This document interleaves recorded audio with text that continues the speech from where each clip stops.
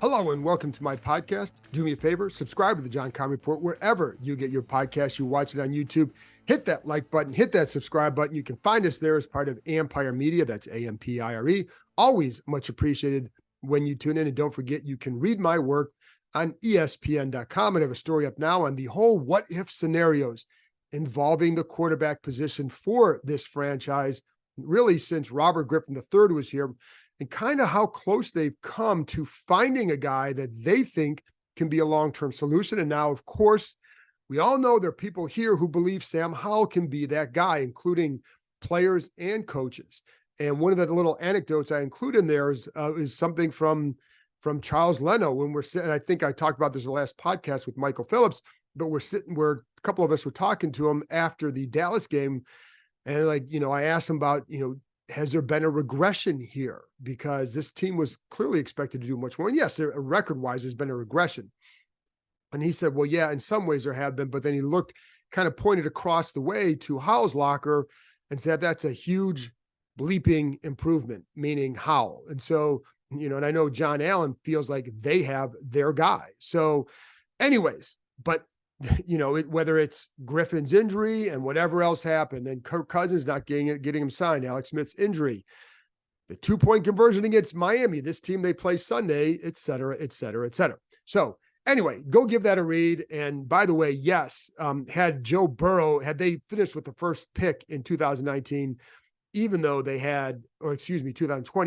had Dwayne Haskins on the roster, they would have taken Burrow because that was the guy. Like if somehow Cincinnati didn't take him at number 1 and they took Chase Young, they'd have taken Burrow. The other quarterbacks, there was no unanimity on those guys. So but with Burrow, there was. Anyway, that aside, go read that. So for today, usually this is the Keys and Predictions podcast, but I'm kind of scrapping that for now because does it matter with the keys or the predictions to a game that when they're 4-8 and you're certainly looking at teams that it's going to be a struggle to beat. So what I want to do today is kind of like a Friday thoughts kind of scenario and just give you some insight, opinions, or whatever on various things involving the Commanders, what I'd like to see today for them moving forward and what things you need to see even Sunday. So, because these games still matter, not so much from are they going to make the playoffs or not, but from a development of players for this franchise. While a lot of you would like to get a top 5 pick to get a better draft pick, first of all, a couple of things that hasn't guaranteed success here in the past and for a lot of teams. So it's not just about having, a top 5 pick. You got to pick well. You got to pick guys who contribute and then stay, but you also then have to have a good draft class. So you could pick lower in the draft and still have a very good class and without the top 5 picks. So it's not just about that. And to me, what it also reveals is perhaps you need a lot more than you realize. If you're playing that poorly, then it's not just about one player. And, if you wanted a quarterback, then clearly you like a top pick because there's better options up there. But as we've seen over the years, those top guys aren't always paying off. And so it's still a hit or miss at that position. But I get, that the higher you are, the more talented guy you're going to get. Point is, it doesn't guarantee success, and it hasn't here in the past. And it also reveals bigger holes. But, so I think you would like to see some improvement. And maybe in an ideal world, certain young guys play well.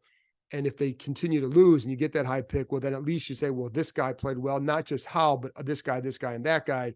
And you can build off of that. Anyway, that's for some of that stuff is for the future, but I just want to explain what I was doing. And I will throw a little prediction at the end there. And some of the stuff I'm going to talk about relates to Sunday as far as like changes you'd like to see.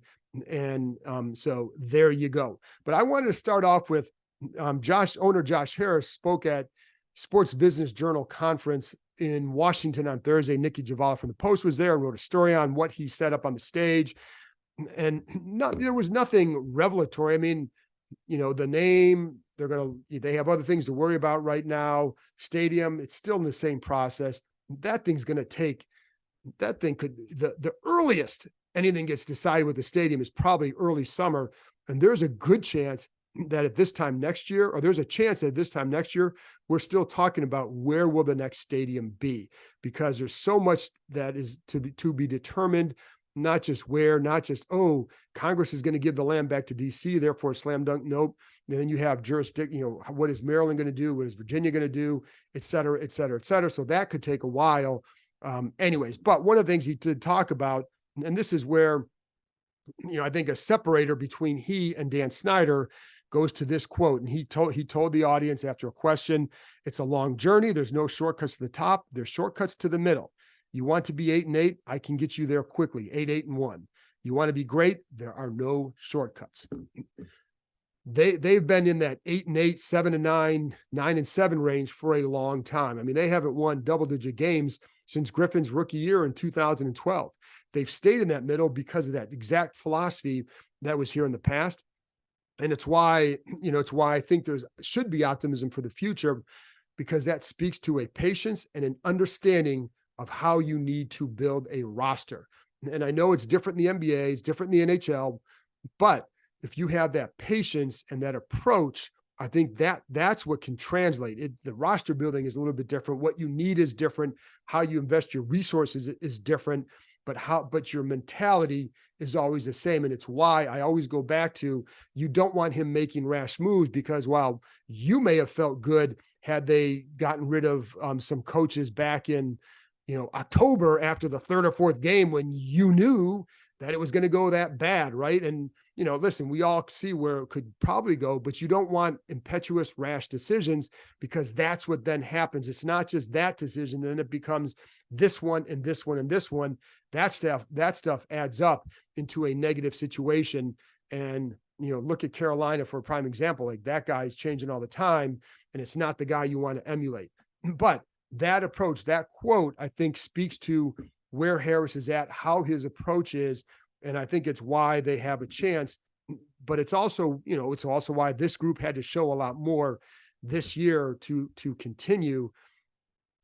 Because, and again, it wasn't about being 10, 11 and 10, 10 and 7, 11 and 6 this year, but I think it had to show real progress to say, okay, so Harris could say, I can be patient with this because I've seen this.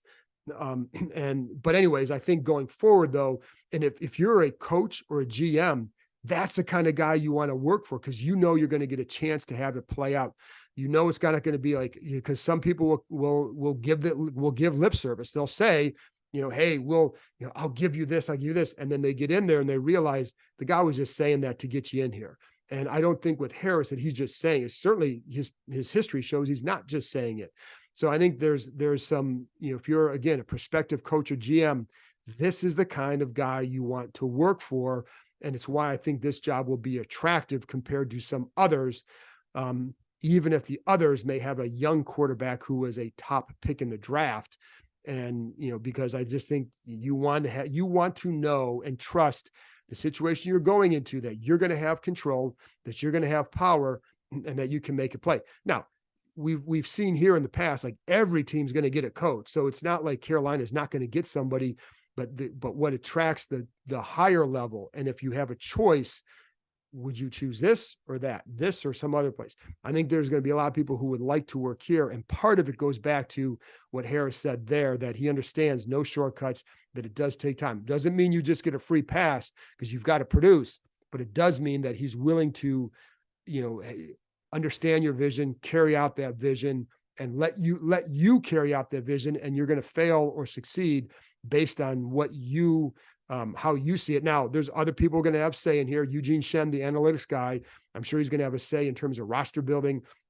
And one thing I would implore them to do going forward, and I think they know this, is that you have to hire people who have similar mindsets as you. And so when it comes to analytics, you shouldn't just make decisions based on analytics, but if it's important here, it better be a fact. It better be something that whoever the coach or GM is also places some level of whether it's importance or at least some level of importance to it, and you can't just use it to make every decision.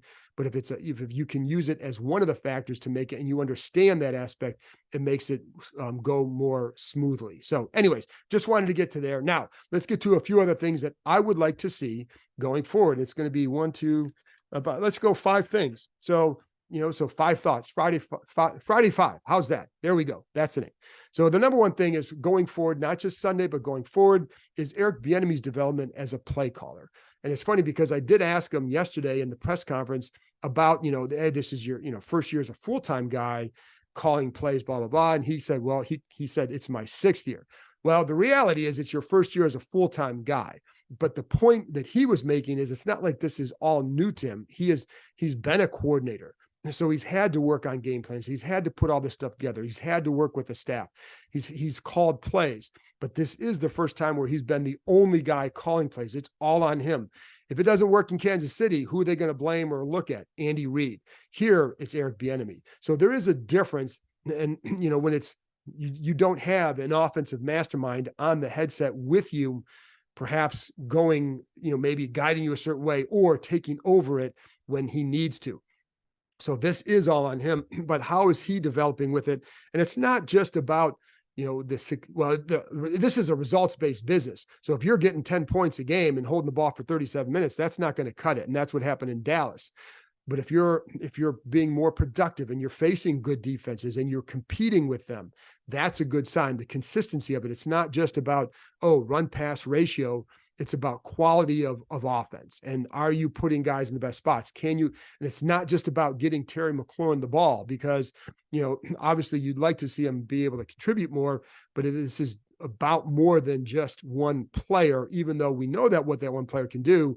But sometimes you say, like, should you always have to scheme for that? I don't know. And that's a whole nother topic, and I'm not going down that road, because I agree, like, you'd like to see McLaurin get the ball more, but it goes beyond that here.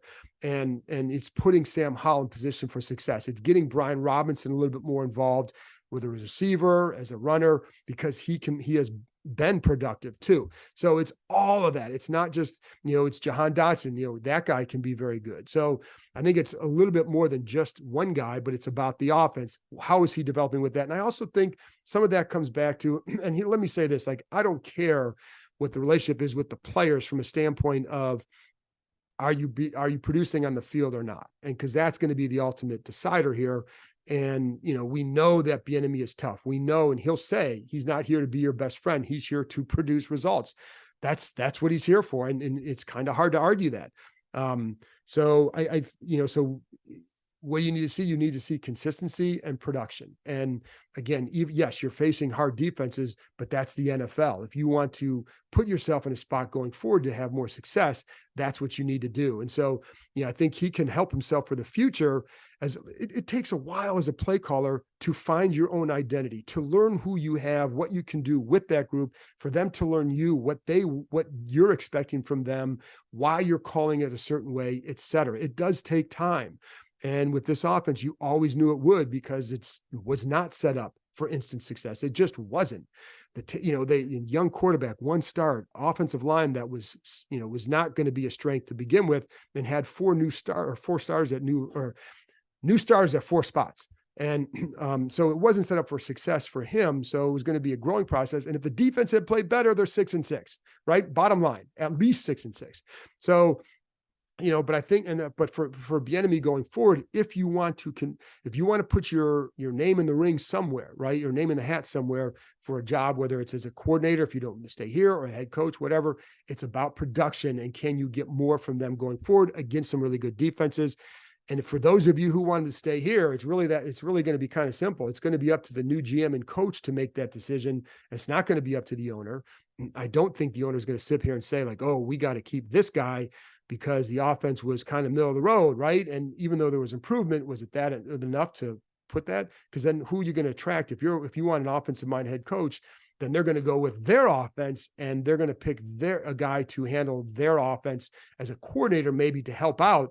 But typically you could bring in an offensive minded head coach, they're calling plays and they're running the offense. And, now if you get a defensive guy and they want to keep him, that's something else. But this is a chance for Bieniemy against some really good defenses to make a strong case for himself, whether here, elsewhere, whatever. And I think for those of you who want to see him stick around, that's what you need to hope, is that he can get that done here. But again, then it comes down to, do you hire offense or defensive minded head coach? Because again, offense, they're going to go with their guy, period. They're going to go with themselves. They're not going to keep a holdover offensive coach when they're the guy being hired for their offensive mind. So Number two, changes. What kind of changes could we see with Ron Rivera taking over on D? One thing that I'd like to see is less man coverage because it hasn't worked. So look at this. They are Miami is 26th in pass attempts against man coverage. So that's Sunday's opponent, obviously. This is kind of a little key, but in other words, people don't cover Miami with a lot of man coverage. Why? Because they're pretty talented. When you watch that offense, it's fun to watch. And, I like Mike McDaniel, covered him here. Did not see him doing this. Always thought he was very smart. Always heard how smart he was from others around him.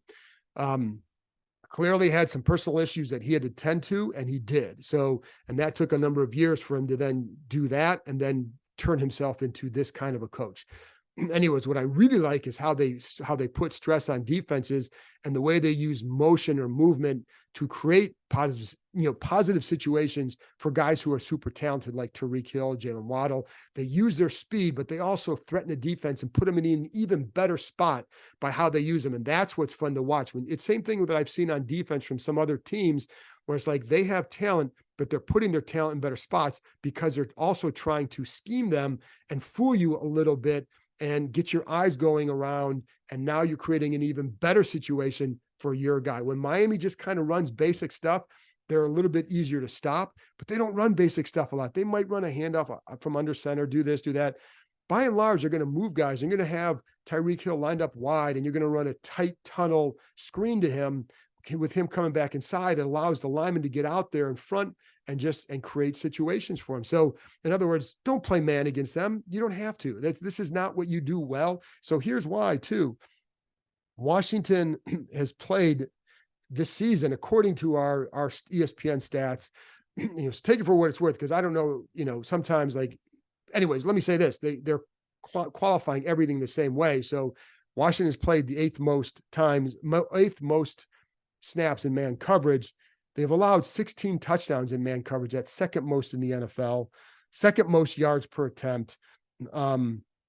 Last 5 games, fourth most times playing man, fourth most snaps out of man, 9 touchdowns and 90 pass attempts in those last 4 games. So in other words, 1 out of every 10 passes against their man coverage has been resulting in a touchdown. Now, by comparison, Dallas in that same stretch, so it's 5 games, 124 snaps in man, 7 touchdowns. So you see how bad it is. So please don't play man. And I think, it hasn't worked. And part of the reason they were playing a little bit more man was because the zone match wasn't working as well. So you had to do something a little bit different, but they don't have the corners who are matching up as well in that situation across the board. And I think that, it makes it tougher. So you can mix it in a little bit because you kind of have to. You want to play some different styles of coverages just to keep them off balance a little bit. But man coverage hasn't been working. Again, I think the disappointing part is that the zone match hasn't been working. That's where you get back to, can you simplify things a little bit? You can't be simple on D, but you can pare down on D and maybe make it a little bit more helpful for guys when they're in coverage to know when this happens, we're doing this. There's not a subset of things that could happen, because that's a lot of times what happens is you get that. And then something else bad happens because not everybody gets the same message. Not everybody sees the same way. Next thing you know, it's a wide open guy, and it's a touchdown. So you want to try and avoid that. So again, less man, will that be a difference? Now, the other thing you'd like to see is a little bit more movement up front. They have some athletic guys on those ends. They're not as athletic as Chase Young, Montez Sweat, but Casey Hill has athleticism. Andre Jones has athleticism. Don't just have him rush upfield. Now, Jones ran a stunt inside last week, got some pressure on it, but use some of that athleticism for God's sake, right? Because you see other teams doing it all the time, and you just see 4 guys rushing forward 90% of the time, and it doesn't work. So create a little bit of hesitation. Now, the problem is this week, Tua Tagovailoa gets rid of the ball as fast as any quarterback in the NFL. So it's hard to then run stunts and all that when the ball's coming out in 2.3. You're not able to get there. That's where the coverage has to hold up a little bit more on the other end to give them that time. But Tua gets rid of the ball so fast that it's hard to do that. Anyway, still would like to see less man, a little bit more movement up front. and just see if you can create some situations that are beneficial for you, D, because it hasn't happened all year.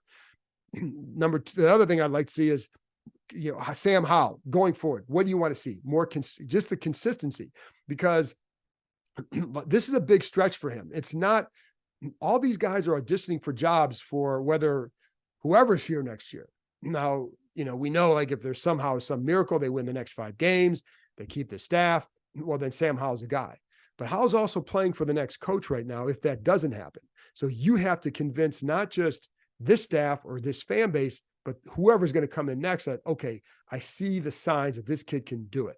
Now, I can sit here and tell you I would build around him. You might build around him, but would the next coach and GM feel the same way, especially if that goes back to that top pick? If you have a top 5 pick and another one of those top quarterbacks is sitting there, you have a chance to go get him. What do? Do you stick with Sam? Do you go with this guy? And, that's, again, that's a debate that they're going to have a lot of the year or in the offseason, because it could be a real one. And so Howell needs to convince whomever that he's worth that. And yes, he should absolutely be the guy coming back. So how do you do that? Because you are facing good defenses, but this is the NFL. If you really want to learn about a guy, you want to learn about him in these kind of situations. Doesn't mean that he's got to put up 300 yards and 4 touchdowns every game, but it's about how does he handle the situation? What kind of decisions is he making? Is he, how is he handling the being under duress again? Because Miami does have a good pass rush. They had 7 sacks last week. I think it's 38 for the season. So they have a good pass rush. So, and chances are you're going to be behind this game. How does he handle that? It's not just like, you can still have moments where even if it doesn't look great on paper, but you can see the film and say, I like what I saw here. There was toughness here, good decision here, guy not getting open over here, drop pass, whatever it is. Make good decisions, be consistent.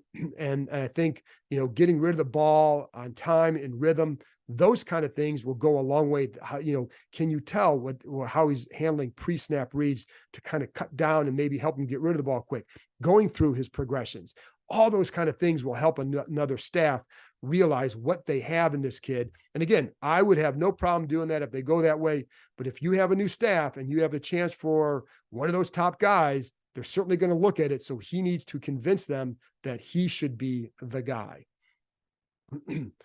And, and I wouldn't say, like I said, I wouldn't say like he shouldn't be disqualified if they have bad games, because I don't think it's all on him, but you want to see, can he keep them competitive? Like if he goes out there and they lose 31-28 on Sunday, you'll be pretty happy because he probably would have had a really good game. And that goes a long way for narrative, for someone looking and say, I really like this kid. You can build around him, get some tackles in here, get another receiver in here, get a tight end in here and build around this kid. And, it's funny because I know that if this staff came back, someone told me like they'd like to draft 3 offensive linemen this year.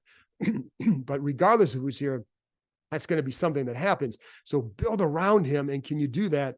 Or if he doesn't show you enough, if he kind of leaves it on that, well, I'm not sure because of this, then you're going to look at a lot of other options. And that may not be the road where everybody wants to go. But I think you have to keep everything open at this point. Because I was talking to someone else the other day, they haven't had a quarterback in a long, long time. Until you get that guy, you're always going to be looking to upgrade. So he might think he's here, but if you have a guy that you can think get to up to here or get a little bit higher, you're going to look at that guy. So Howell can help himself with a strong finish and convince someone else that's not here yet that he should be the guy. Then the last one is, what else would you like to see? Some young guys, are there young guys that you say, let's see this guy get a shot? Is it a Mason Brooks? Is it Jabril Cox? Guys like that. Because really, there aren't a lot of guys that aren't playing yet. KJ Henry's playing. Andre Jones is playing. Are they going to show enough to not be solid backups? Because they left themselves in a bad spot with this defensive end rotation where you had 4 guys, actually 5, because Efe Obada was one too. They had 5 guys at defensive end who were going to be free agents this year. That's really hard. That's a hard way to build a roster, because now it's like, what do you do? And clearly 2 of them are already gone. And, are you going to, what do you think of Case Stuhill, James Smith-Williams going forward? Can KJ Henry be a guy who can be a rotational guy? Same with Andre Jones. What are they showing? How would they fit in a new system when we get to that point? But so are there guys that are still not playing? So you look at Brooks, you look at Cox. Well, Mason Brooks had one or two really good days early in training camp. And that was from that point on, he looked like a guy who's like, okay, he's going to be on the practice squad. So I don't know where he's at right now. Would he warrant a spot? Like, what I do know is that they're going to have to fix that left guard position. And I don't know that you have that guy here now. I think if I'm drafting, I'm going to certainly look at a guard for sure, a tackle as well. So, but is that a guy? So I don't know that he's necessarily a guy that's going to elevate at any point. But would you like to see him? Sure. Just because, but on the other hand, when we saw him this summer after some of those early days, I don't feel like it was a situation like, oh my gosh. I do think that he's a guy that's worth developing. And that's why it'll be interesting to see him some point over the next 5 weeks. And then Cox, I know a lot of you guys really want to see him. I know the athleticism. I know the test scores. It is funny because we were talking with a couple of players yesterday in the locker room about like 40-yard dash times, combine times, and how much those guys pay attention to it. And the answer is very little. Because one thing, and this was with Curtis Samuel, Jahan Dotson, and Samuel's like, you put on the film.